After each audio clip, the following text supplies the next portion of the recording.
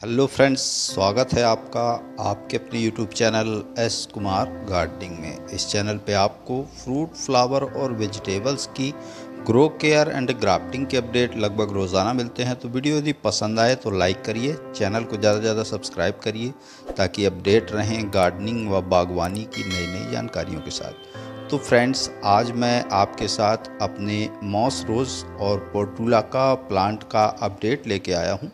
और कुछ प्लांट्स मेरे अभी फर्टिलाइज़र देने के लिए बाकी हैं और लगभग ज़्यादा से ज़्यादा पौधे अब फुल ब्लूमिंग के लिए बिल्कुल तैयार हैं। तो फ्रेंड, इन पौधों को मैंने कटिंग से तैयार किया है। लगभग पोर्चुलाका की और मॉस रोज़ की तीन तीन वैरायटी यानी लगभग 6 वैरायटीज़ मेरे पास हैं। इनमें 6 कलर के फ्लावर आएंगे और सभी को मैंने मिक्स करके लगाया है। पौधों का जो आकार है वह आप देख सकते हैं कितने बेहतर डेवलप हुए हैं। इन प्लांट को लगाने के पश्चात मैंने लगभग 3 बार इनकी फुल पिंचिंग की है, जिससे यह पौधे अच्छे घने और डेवलप हो चुके हैं।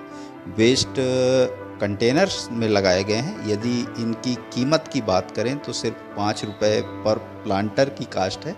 जैसा कि मैं कहता हूं कि हर बार मैं आपके साथ जो जानकारी शेयर करता हूं वह लो बजट में अच्छी बागवानी के तरीके के विषय में है। तो ये जो कंटेनर जिनको आप देख रहे हैं, इनको मैंने पर प्लांटर 5 रुपये के आसपास परचेस किया था। और 5 लीटर के जो ऑयल कंटेनर या सॉस के कंटेनर होते हैं, जो कि आपको यूं ही बहुत ही सस्ते दामों में मिल जाते हैं, लगभग 20 से 25 बैग मैंने ख़रीदे थे इसके, जो कंटेनर आप देख रहे हैं।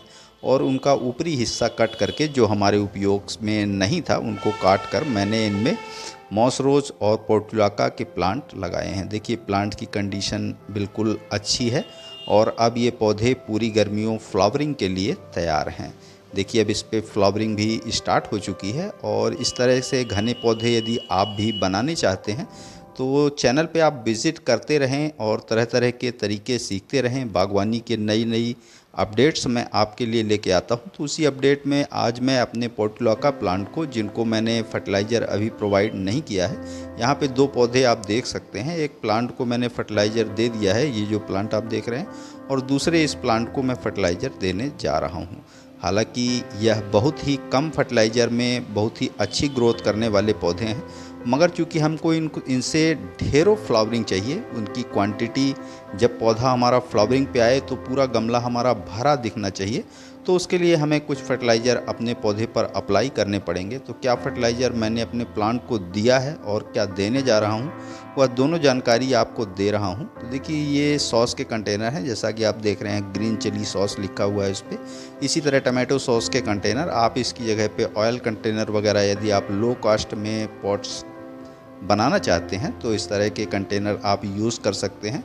ये आपको 4 से 5 रुपये पर प्लांटर के हिसाब से पड़ जाते हैं। यदि इन्हीं प्लांटर्स को हम परचेस करने जाते या इनको हैंगिंग बास्केट इनकी परचेस करते तो उसकी कीमत लगभग 80 से 100 रुपये के आसपास हमें बैठती।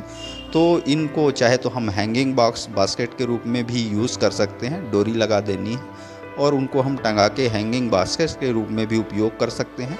और या इस तरह रख के ही अपने गार्डन में ढेरों फ्लावरिंग इन पौधों से प्राप्त कर सकते हैं। हालांकि हैंगिंग बास्केट में लगे ये पौधे बहुत ही खूबसूरत नज़र आते हैं, तो कुछ प्लांटर्स को मैं हैंगिंग बास्केट के रूप में भी डेवलप करूँगा। तो अभी मैं इन प्लांट को कुछ फर्टिलाइज़र देने जा रहा हूँ ताकि ये पौधे पूरी गर्मियों फ्लावरिंग करें। अगला अपडेट मैं जब आपके लिए इसका लेके आऊँगा तो आप देखेंगे कि ये पौधे पूरी तरह से फ्लावर्स से भरे हुए होंगे। तो देखिए, हमारी मिट्टी की गमले की मिट्टी जो है वो थोड़ी थोड़ी बह सी गई है, क्योंकि जितने बार हम वाटरिंग करते हैं इन पौधों की तो कुछ ना कुछ मात्रा में इसकी मिट्टी ड्रेनेज होल के माध्यम से निकल जाती है। सॉइल मिक्स यदि आप इनको अभी लगाना चाहें तो आप सॉइल मिक्स बिल्कुल हल्का बनाइए, बेल ड्रेन बनाइए, ताकि इसमें पानी बिल्कुल ना रुके। सेकुलेंट टाइप का प्लांट होता है, यदि आप इसमें वाटर रुकेगा तो यह पौधे सही ढंग से ग्रोथ नहीं करेंगे। तो देखिए, फर्टिलाइज़र बनाने के लिए हमने सबसे पहला इंग्रेडिएंट्स जो ज़्यादा मात्रा में लिया है वह है काऊ डंग कंपोस्ट। आप इसकी जगह पे बर्मी कंपोस्ट का भी उपयोग कर सकते हैं। काऊ डंग कंपोस्ट हमेशा आप अच्छी तरह से सड़ी खाद का उपयोग करें, उस पर किसी भी तरह की बदबू इत्यादि ना आए। कम से कम 2 साल पुरानी गोबर की खाद ना हो 2 साल पुरानी तो कम से कम 1 साल पुरानी खाद तो होनी ही चाहिए। वह खाद पूरी तरह से डिकम्पोज़ होनी चाहिए। यदि आप कच्ची खाद देंगे यानी कि जो डिकम्पोज़ नहीं होगी, तो वो हर प्लांट के लिए, चाहे वह फ्रूटिंग हो, फ्लावरिंग हो, कोई भी प्लांट हो, उसके लिए सही नहीं रहती। तो देखिए, हमको 6 से 7 प्लांटर में अपने फर्टिलाइज़र देना है, तो अपनी मात्रा को हमने निर्धारित करके और थोड़ा सा फर्टिलाइज़र मैं बना रहा हूँ और उसका तरीका आपके साथ शेयर कर रहा हूँ। तो कितने बेहतर हमारे पौधे डेवलप हुए हैं उनको आप देख सकते हैं, और अब ये जल्दी ही फ्लावरिंग पे आएंगे। तो ये जो पहला फर्टिलाइज़र आप देख रहे हैं, ये बोन मील फर्टिलाइज़र है। यह आपको ऑनलाइन ऑफलाइन आसानी से मिल जाता है। तो लगभग 10 ग्राम के आसपास इसी गोबर खाद में हम इसे मिक्स करेंगे। तो और कौन सा फर्टिलाइज़र मैं ले रहा हूँ वह भी आपको दिखा रहा हूँ। तो देखिए, ये डीएपी है, लगभग 10 ग्राम के आसपास, इसको भी मैंने लिया है। एक चीज़ का ध्यान रखना है कि आपको अब इस स्टेज पे नाइट्रोजन रिच फर्टिलाइज़र अपने पोर्चुलाका या मॉस रोज प्लांट को नहीं देना है, या आप दे रहे हैं तो उसकी मात्रा बहुत कम होनी चाहिए। थोड़ा सा हमने फंगीसाइड इसमें ऐड किया है और थोड़ी सी मात्रा में लगभग 5 ग्राम के आसपास मैग्नीशियम सल्फेट इसमें मिलाया है। सभी को अच्छे से मिक्स करेंगे और फिर हम अपने प्लांट को यह फर्टिलाइज़र देंगे। देखिए, मैंने फर्टिलाइज़र बना लिया है, इसको एक बकेट में मैं भर रहा हूँ, पॉट है ये, और ताकि हमें देने में आसानी हो। तो आइए हम अपने प्लांट को फर्टिलाइज़र दे देते हैं और फिर देखते हैं। तो देखिए, इस प्लांटर में यदि देखें आप तो पौधा हमारा अच्छे से ग्रोथ कर रहा है, मगर इसकी मिट्टी किनारे किनारे की बह गई है। अभी इधर मौसम लगातार ख़राब हो रहा है, लगातार बारिश का दौर सा चल रहा है। ऐसा लगता है जैसे मानसून अभी ही आ गया है। तो देखिए, आज दोपहर में बारिश हुई थी, मिट्टी हमारी इसकी गीली है, फिर भी हम इसको फर्टिलाइज़र दे रहे हैं। आप वैसे यदि फर्टिलाइज़र देना चाहें तो जब मिट्टी सूखी हो तब दें, मगर समय के अभाव में, चूँकि अब समय नहीं है हमारे पास और अन्य कार्य होते हैं, तो बागवानी के लिए थोड़ा समय हमें निकालना होता है। तो आज मैं अभी शाम के वक्त फुर्सत हूँ, तो थोड़ा थोड़ा मैं इनको फर्टिलाइज़र दे रहा हूँ। तो देखिए, तो हमने अपने पर प्लांटर में जितने भी 6 से 7 प्लांटर हमारे और बचे हैं जिनको कि फर्टिलाइज़र देना है, उन सभी को हम फर्टिलाइज़र किनारे किनारे से मिला के और इसे मिट्टी में अच्छे से मिक्स कर देंगे। सबसे लास्ट में जिनको प्लांट को आप फर्टिलाइज़र दे रहे हैं उन पे हल्की वाटरिंग ज़रूर करें, क्योंकि हमने इस पे डीएपी ऐड किया है।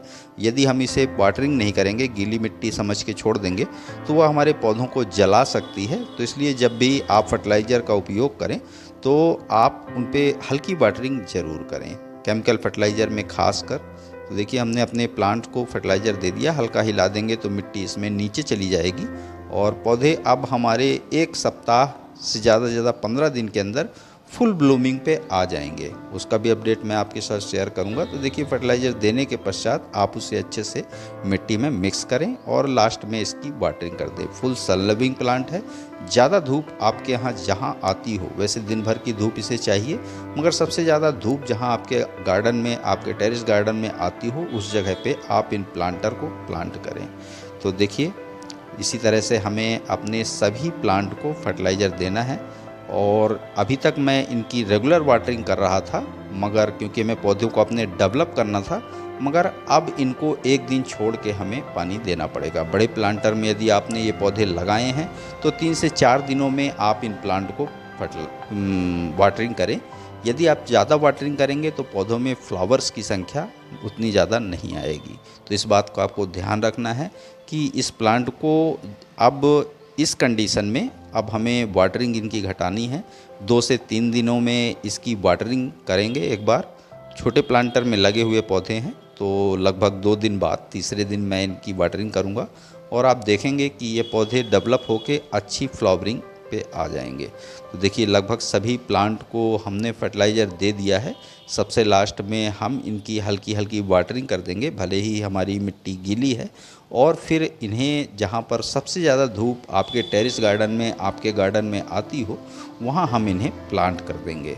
तो आशा करता हूँ पोर्चुलाका या मॉस रोज प्लांट के विषय में दी गई यह छोटी छोटी जानकारियाँ आपको ज़रूर पसंद आई होंगी। पसंद आई तो लाइक करिए, कमेंट करिए, अपने गार्डनिंग लविंग दोस्तों के साथ शेयर करिए। चैनल पर यदि पहली बार आए हैं तो प्लीज़ चैनल को सब्सक्राइब जरूर करिए। बेल यानी घंटी के बटन को ऑल पे प्रेस करिए ताकि बागवानी व गार्डनिंग से रिलेटेड ऐसी ही रोचक व जानकारीप्रद वीडियो का नोटिफिकेशन आपको समय समय पर मिलता रहे। तो अभी के लिए फ़िलहाल इतना ही। वीडियो में अभी तक बने रहने के लिए बहुत बहुत धन्यवाद। Thank you.